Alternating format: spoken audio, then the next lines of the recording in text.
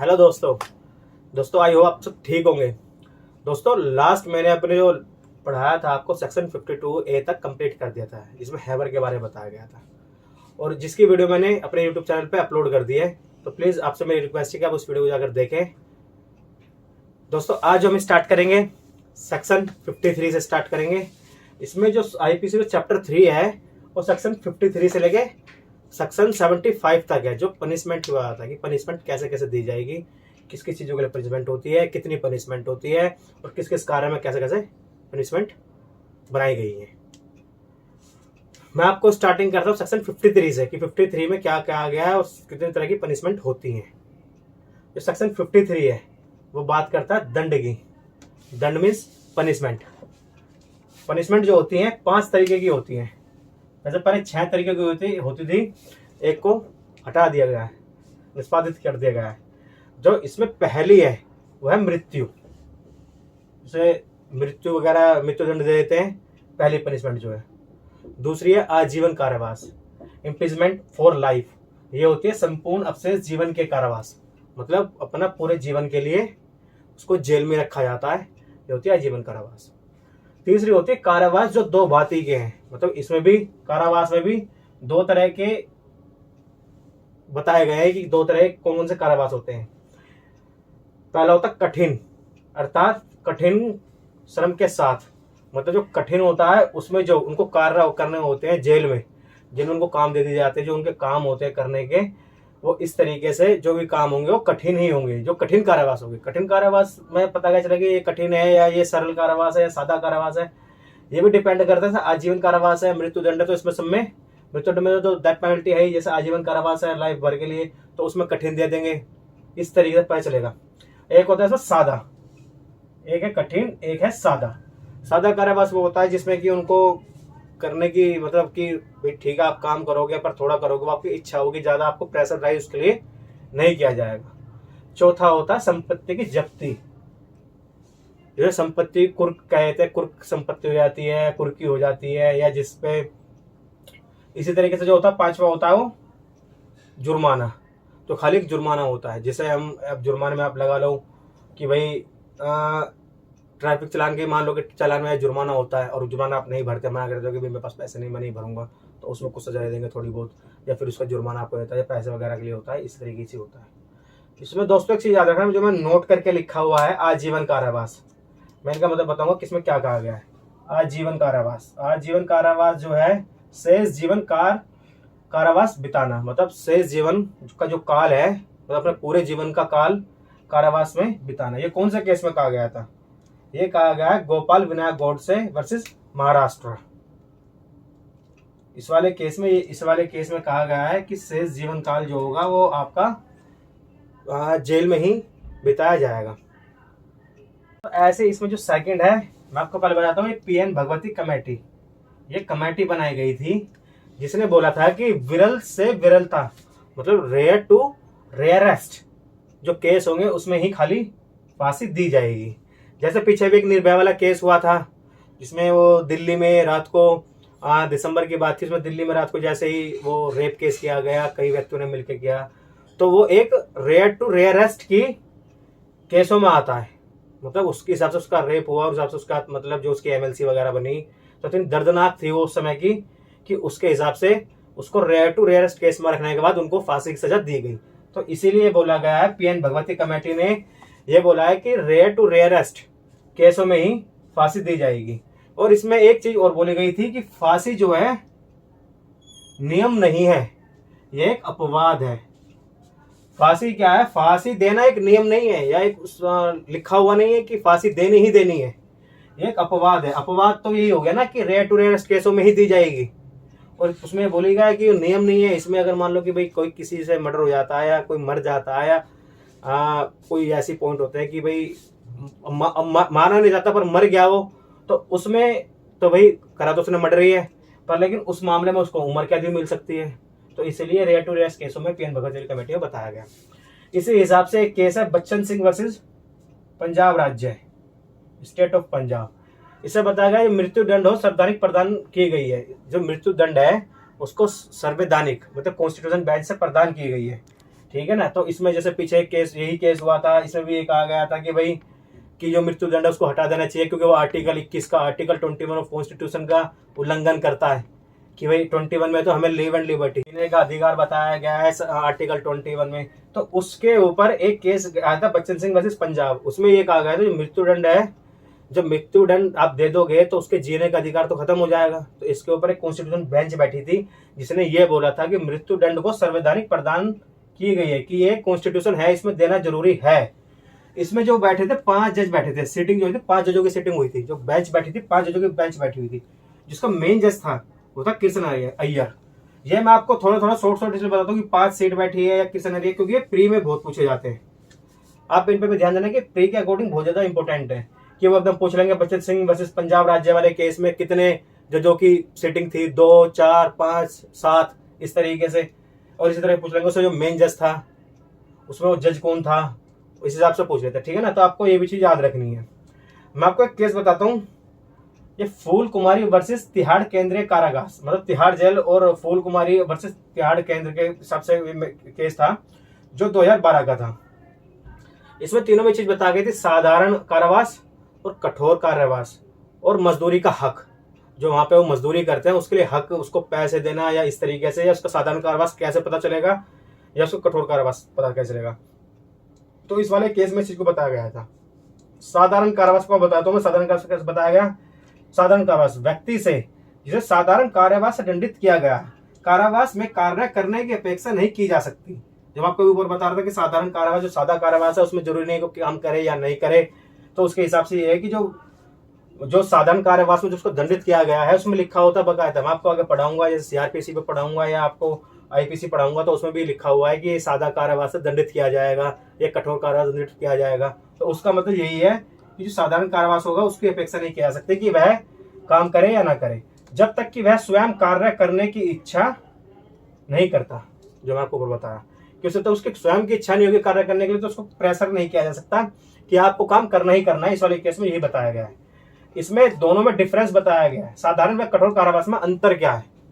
तो व्यक्ति को जिसे साधारण कारावास से दंडित किया गया है, कार्य का चुनाव करने का विकल्प है। मतलब जो मैंने आपको बताया, जो साधारण कारावास जो बताया गया है उसमें जो कार्य करने का चुनाव है उसमें उसको विकल्प है कि वो करे या ना करे। जबकि व्यक्ति से जिसे कठोर कारावास से दंडित किया गया है, जिसे कठोर कारावास से दंडित किया गया है, विधि द्वारा कठोर श्रम करने की अपेक्षा की जाती है। मतलब जो विधि द्वारा, लॉ के द्वारा जैसे उसने मतलब जिस हिसाब से उसने क्राइम किया है उसके अकॉर्डिंग उसको कठोर श्रम करने की अपेक्षा की जाती है कि वो उस काम को करेगा। और विचाराधीन से कारागार में कार्य करने की अपेक्षा नहीं की जा सकती। मतलब अगर विचाराधीन है उस कार्य करने के लिए तो उसमें उससे अपेक्षा नहीं की जाएगी कि वो इस कार्य को करेगा, ठीक है। इसी तरीके से मजदूरी के लिए हक भी इसी केस में बताया गया है। ये भी आपको बहुत ज्यादा ये आपको याद रखने पड़ते हैं, बिकॉज प्री में भी और वैसे आगे आप मेंस लिखोगे तो मेंस में भी आपको चीजें पता होनी चाहिए। तो इसमें वैसे तो ये प्री में ही आती चीजें, मेंस के अकॉर्डिंग तो ये नहीं आएंगी इतनी इस चैप्टर में, तो मेंस कम ही आता है, बट प्री में बहुत ज्यादा आती है। बड़ा सिंपल पूछते हैं कि फूल कुमारी तिहाड़ जेल वाले केस में क्या हुआ, साधारण कारावास में क्या हुआ, या इनमें क्या हुआ, ये कौन सा केस में बोला गया कि भाई इस तरह का कारावास कि स्वयं कार्य करने की इच्छा नहीं है, तो ये कैसे कैसा बोला गया। तो इसीलिए से बताता हूँ मजदूरी के लिए हक, वो ये सिंपल पूछ लेगा मजदूरी के लिए हक कौन सा केस है, 4 आपको केस का ऑप्शन दे देगा, आपको सब बताना पड़ेगा। इसमें कठोर कारावास के लिए दंडित कैदी कारागार में अभिरक्षा के दौरान उसके द्वारा किए गए कार्यों के लिए मजदूरी के लिए हकदार है। सुप्रीम कोर्ट ने यही कहा था इन केसों में, फूल कुमारी ये है वर्सेस तिहाड़ केंद्रीय कारागार, इस वाले केस में यही कहा था कि जो भी वहां पे श्रम करेगा, जो भी वहां कार्य करेगा, वो अपनी मजदूरी के लिए उसका हक बनता है, उसका हकदार है। तो फ्रेंड जैसे इसमें एक मैंने एक स्टार लगा रखा है, इसमें ये गोपाल विनायक गोडसे वर्सेस महाराष्ट्र राज्य जो ऊपर केस बताया था शेष जीवन काल कारावास के लिए बिताने वाला में, इसमें ही ये है कि आजीवन कारावास का अर्थ, इसमें जो आजीवन कारावास होगा उसका अर्थ होगा दोषी व्यक्ति के जीवन काल तक का कारावास है।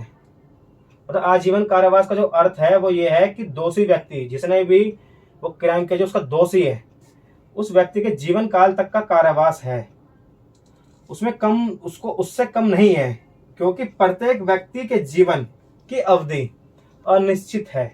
उसमें बताया गया है कि जो हर एक व्यक्ति के जीवन की जो अवधि है, जो उसका समय काल है 60 साल, 50 साल, 55 साल में अनिश्चित है, उसको कुछ पता नहीं कितने साल तक जिए। इसलिए आजीवन कारावास एक निश्चित अवधि का अवकाश कारावास नहीं है। तो इसलिए जो उसकी जो जीवन काल है जिसका कारावास होगा वो एक निश्चित काल के लिए नहीं है, वो आजीवन कारावास है, शेष जीवन काल कारावास बिताने में आता है। दोस्तों इसके बाद सेक्शन 54 बताता है मृत्युदंड का लघुकरण, मतलब मृत्युदंड को कम कर देना। कौन कम करेगा, कैसे कम होगा, उसके रिगार्डिंग सेक्शन 54 बताता है। मैं आपको समझाता हूँ। मृत्युदंड का लघुकरण हर मामले में, मतलब हर केस में, कोई सा भी केस हो जिसमें मृत्यु का दंडादेश दिया गया हो, इसमें मृत्यु के बारे में उसका दंडादेश दिया है कि इसमें इसको मतलब मृत्यु के लिए कोर्ट ने उसको बोल दिया कि आपको मतलब उसको मृत्युदंड आपको इसमें मिलेगा, ठीक है। उस दंड को अपराधी की सहमति के बिना, ये याद रखना कि उसकी सहमति जरूरी नहीं है, जो अपराधी है कि उसकी सहमति लेनी जरूरी नहीं है, उसके बिना एक समुचित सरकार में दोनों सरकार आ सकती हैं, स्टेट गवर्नमेंट भी और सेंट्रल गवर्नमेंट भी, राज्य सरकार और केंद्र सरकार, इस संहिता द्वारा उपबंधित किसी भी अन्य दंड में लघुकृत कर सकते हैं, मतलब किसी अन्य दंड में, ठीक है ना। इस संहिता, इस आईपीसी, संहिता मीन्स इस आईपीसी के द्वारा किसी भी अन्य दंड, मतलब कोई भी जो दंड हो सकता है, उसमें मैंने आपको 5 तरीके के दंड बताए थे अभी पीछे सेक्शन 53 में, उनमें से किसी भी दंड में उसको कोई भी गवर्नमेंट उसको कम कर सकती है। सिंपल सा इसका मतलब कि कोई भी सरकार, स्टेट गवर्नमेंट हो या सेंट्रल गवर्नमेंट हो, उनको पावर है कि बिना अपराधी की सहमति के वो जो भी दंड उनको दिया गया, मृत्युदंड दिया गया, मृत्युदंड को कम करके जो 5 तरीके की सजा, उसमें 4 तरीके के जो बचते हैं उन सजाओं में उसको मतलब कम कर सकती है उसके मृत्युदंड को। इसमें केस भी है राजबाला वर्सेस हरियाणा राज्य एवं अन्य, जो AIR 2015 का सुप्रीम कोर्ट का, SC मतलब सुप्रीम कोर्ट। दंडादेश अध्यारोपित करते समय समाज के सामूहिक पुकार का उत्तर देना न्यायाधीश का कर्तव्य है, मतलब जब वो दंड दे रहा होता है तो उस समय समाज के सामूहिक पुकार कि समाज उस दंड के बारे में क्या सोचती है, उसका उत्तर देना न्यायाधीश का कर्तव्य है। कि न्यायाधीश को यह कर्तव्य है कि जैसे मैंने आपको एक केस बताया था निर्भय वाला में समाज को देख के उसको मृत्युदंड दिया गया था, तो इस हिसाब से कि ये कहा गया है कि न्यायाधीश का कर्तव्य है कि वो समाज के सामूहिक पुकार, जो समाज है उसके बारे में देख के तब दंड दे। जैसे न्यायालय को प्रदत्त विवेक अधिकार है, उसको अपना एक विवेक अधिकार है कि वो युक्तियुक्त, मतलब कोई भी उचित या लॉजिकल मानदंड पर किया जाएगा, मतलब लॉजिकल फैक्ट्स के ऊपर, और जो उसके उचित फैक्ट्स होंगे, जो उसमें मतलब पता चलता होगा कि भाई ये दंड इसने किया है या इसने नहीं किया, या अपने विवेक अधिकार पे या अपनी सोच के अकॉर्डिंग वो इसमें मानदंड पर किया जाएगा। आप छोटे से याद रखो कि समाज के, एक तो इसमें समाज को भी ऐड करेगा, इंक्लूड करेगा समाज को भी कि समाज क्या चाहती है उस दंड के लिए, और प्लस में न्यायाधीश का कर्तव्य भी बनेगा जिसमें उसका विवेक अधिकार होगा न्यायालय का कि भाई कि कैसा दंड देना चाहिए, उसमें लॉजिक देखेगा और उसका उचित से उचित देखेगा, उसमें दंड किस हिसाब से दिया जाना चाहिए और वो दंड कैसे दिया जाएगा। इसमें ना एक मैं आपको बताता हूँ, एक कमेटी बनी थी जिसमें मैंने नोट करके लिखा हुआ है कि सन 1962 में मृत्युदंड समाप्त करने के संबंधित विवादों को विधि आयोग को सौंप दिया गया, मतलब 1962 में, ईयर 1962 में मृत्युदंड को समाप्त करने के लिए संबंधित विवाद को विधि आयोग को ये इसके संबंधित विवाद को समाप्त करने के लिए कि भाई मृत्युदंड को खत्म कर दिया जाए, इसके लिए एक आयोग को बैठाया गया। विधि आयोग ने अपनी 35वीं रिपोर्ट में मृत्युदंड को समाप्त करने के विरोध में मत व्यक्त किया। उन्होंने ये बोला कि अपनी 35वीं रिपोर्ट में कि मृत्युदंड समाप्त हम नहीं कर सकते।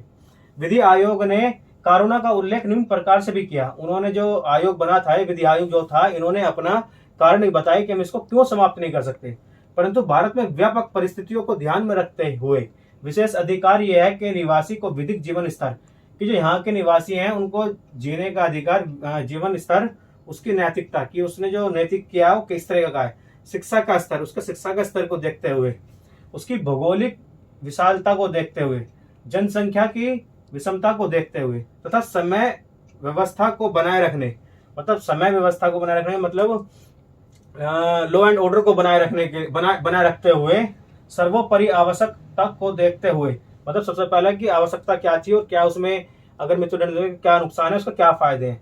भारत मृत्युदंड को समाप्त करने का जोखिम नहीं उठा सकता।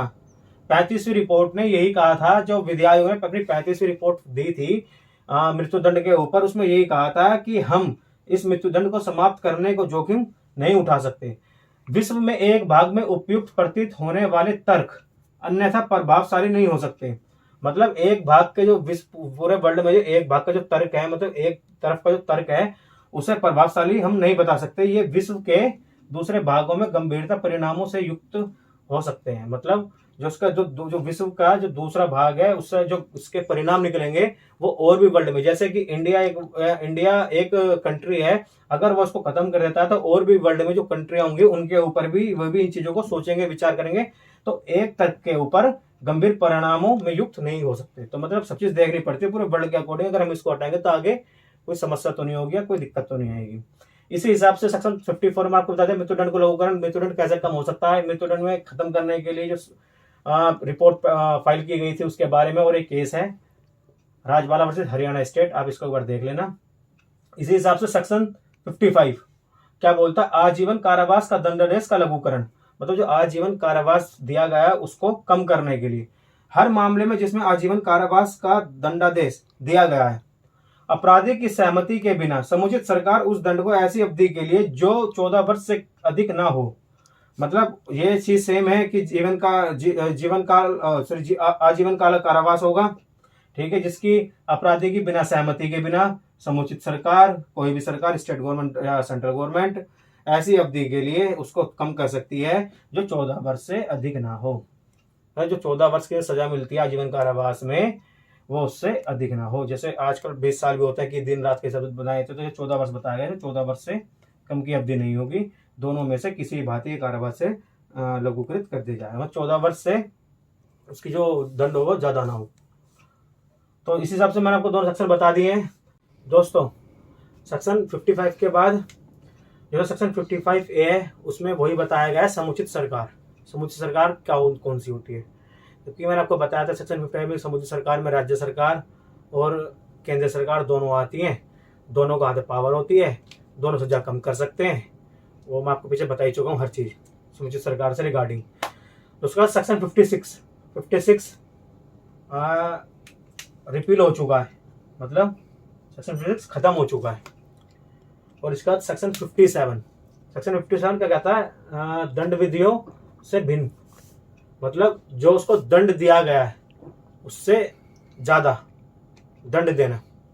जैसे इसमें लिखा है कि दंड विधियों के भिन्नों की गणना करने में आजीवन कारावास को 20 वर्ष का कारावास की तुलना गिना जाएगा। मतलब जो उसको दंड दिया है, अगर वो कोई ऐसा क्राइम करता है, जैसे उसने पहले एक क्राइम किया जिसकी सजा उसको 10 साल या 14 साल की होगी, और अगर वो उसके बाद दोबारा कोई ऐसा क्राइम करता है कि जिसमें उसकी सजा को 20 साल तक बढ़ा दिया जाएगा। जैसे दोस्तों मैं आपको एक केस बताता हूं कि एक केस था, उसमें मतलब आप उस केस से उसको एक केस के रिगार्डिंग ही देखना, मतलब उसको एक पर्सनली यूज में मत लेना। एक केस था राम रहीम करके, जो हरियाणा का था। जो राम रहीम केस था उसमें उसको सजा 20 साल की मिली थी। तो जो 20 साल की सजा थी वो इसी के अकॉर्डिंग मिली थी, क्योंकि उसके 2 केस उसने 2 गुना किए थे उसमें। एक तो रेप का केस उस पर लगा था और एक उस पर और लगा था केस। वो दोनों केस को मिला के उसको 20 साल की सजा सरकार ने, मतलब वहां के जो न्यायाधीश हैं, जो जज हैं, उन्होंने दी थी। तो इसी अकॉर्डिंग पता चलता है कि जो दंडा विधियों के विभिन्न, मतलब जो उसने दंड किया है उससे ज्यादा सजा उसको कैसे प्राप्त होगी, 20 साल की तुलना में उसको कैसे गिना जाएगा। तो दोस्तों इसी तरीके से सेक्शन 60 है, सेक्शन 60 दंडाधीश कारावास की कतिपय मामलों में संपूर्ण कारावास या कोई उसका भाग कठिन या सादा हो सकेगा।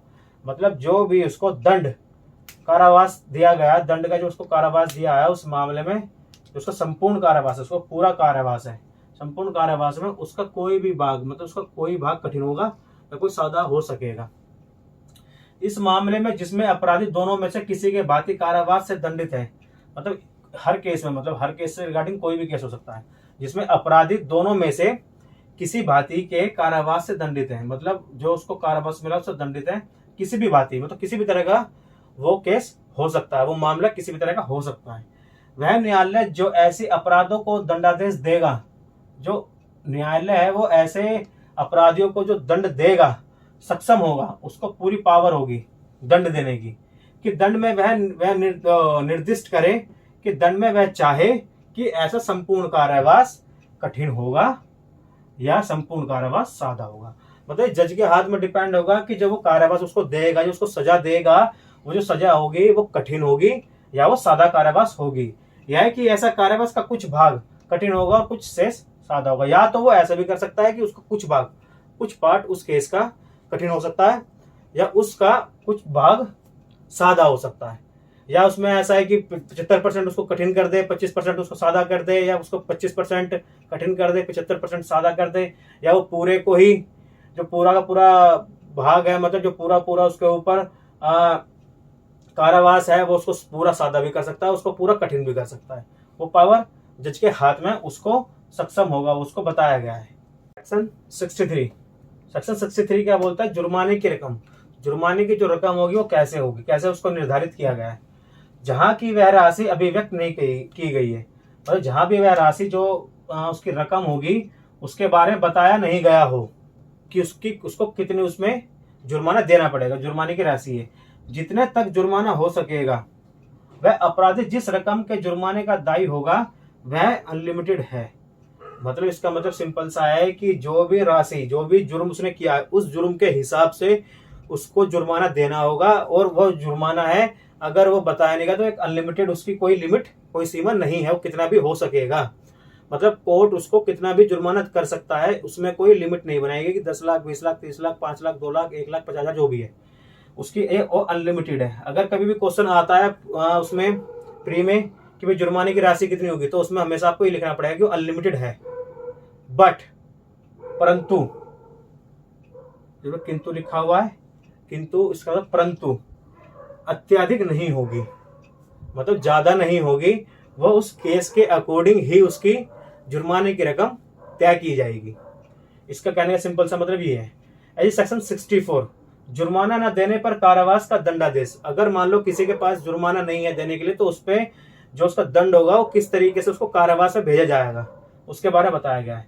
कारावास और जुर्माना दोनों में से दंडनीय अपराध के हर मामले में जिसमें अपराधी कारावास सहित या रहित जुर्माने से दंडनीय और दंडाधीश हुआ है, मतलब कारावास या जुर्माना, जो उसको कारावास मिली है वो, या उसका जुर्माना, दोनों में से किसी भी तरीके से दंडनीय अपराध के हर मामले में जो उसे दंड गया है, उसके हर एक मामले में जिसमें अपराधी कारावास सहित या रहित, जिसमें अपराधी को जो कारावास है, चाहे उसको कारावास उसमें मिला हो और चाहे उसमें उसको कारावास ना मिला हो, बट लेकिन जुर्माने की रकम होगी वो दंडाधित की जाएगी। मतलब तो जुर्माने की रकम उसको देनी पड़ेगी, और अगर नहीं देता तो उसको इस जुर्माने की रकम की सजा भुगतनी पड़ेगी, चाहे उसको सजा पहले हुई हो चाहे ना हुई हो। जरूरी नहीं है कि उसको सजा हो रखी है और फिर उस पर जुर्माना हो तो उसके बाद ही वो उसको दंड दे।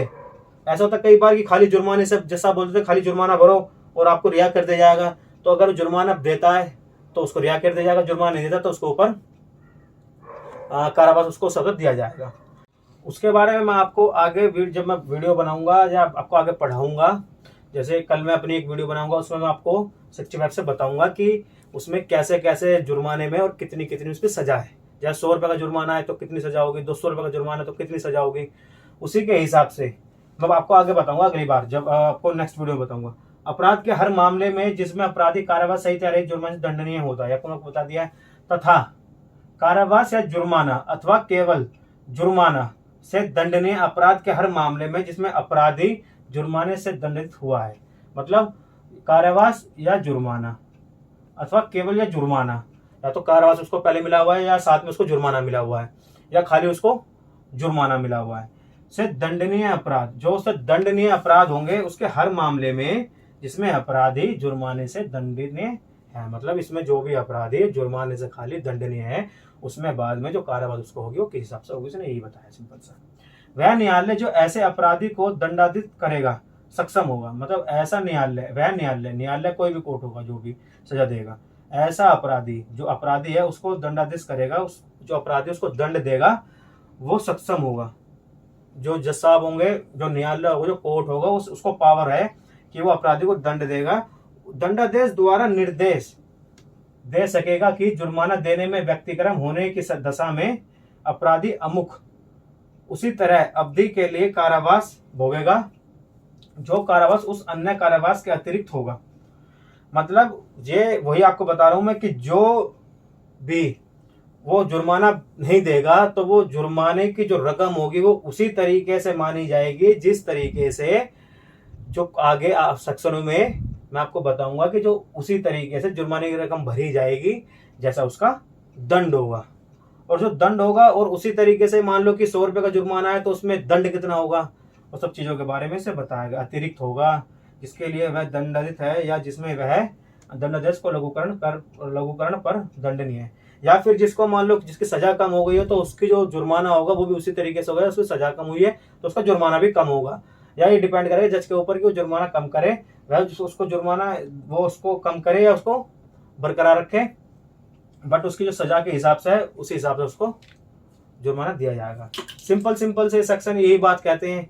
ये भी जुर्माने के लिए कहता है कि भी जितना सजा होगी उसी हिसाब से उसको जुर्माना होगा। जुर्माना नहीं देगा तो कितना सजा उसके ऊपर होगी जुर्माना ना देने पर। ठीक है दोस्तों। और इसके बाद आप ये देखो सेक्शन 58 रिपील हो गया है, सेक्शन 59 रिपील हुआ है, सेक्शन 61 रिपील हो गया, सेक्शन 62 रिपील हो गया। रिपील मतलब है कि ये सब सेक्शन आईपीसी से निकाल दिए गए हैं, खत्म हो गए हैं, ये किसी ना किसी तरीके से अमेंड हो गए हैं या किसी ना किसी और जगह पर मतलब किसी और किसी विधि में या किसी लॉ में जाके जुड़ गए हैं, तो ये रिपील हो गए हैं यहाँ से। तो दोस्तों मेरा यहाँ पे सेक्शन 64 कंप्लीट हो गया है और इसके बाद आपको सेक्शन 65 से 75 तक की पूरी कंप्लीट वीडियो पढ़ाऊंगा कि इसमें कौन सा जरूरी है क्या जरूरी है। वैसे तो टोटल ये सारे प्री के सबसे सारे ही जरूरी हैं। इसमें बहुत ज़्यादा क्वेश्चन बनते हैं प्री के अकॉर्डिंग भी, मेंस तो इसमें कुछ खास है नहीं, बट प्री के अकॉर्डिंग इसमें बहुत ज़्यादा क्वेश्चन बनाए जाते हैं। तो आप प्लीज़ इन पर ध्यान दीजिएगा प्री के अकॉर्डिंग, और मेरी वीडियो को आप लाइक कीजिएगा, सब्सक्राइब कीजिएगा और प्लस में शेयर कीजिएगा और प्लस मेरी वीडियो कमेंट कीजिएगा अगर आपको मेरी वीडियो अच्छी लग रही है। और आपसे रिक्वेस्ट है कि मेरी वीडियो को सपोर्ट करें और उसको आगे बढ़ाएं। Thank you.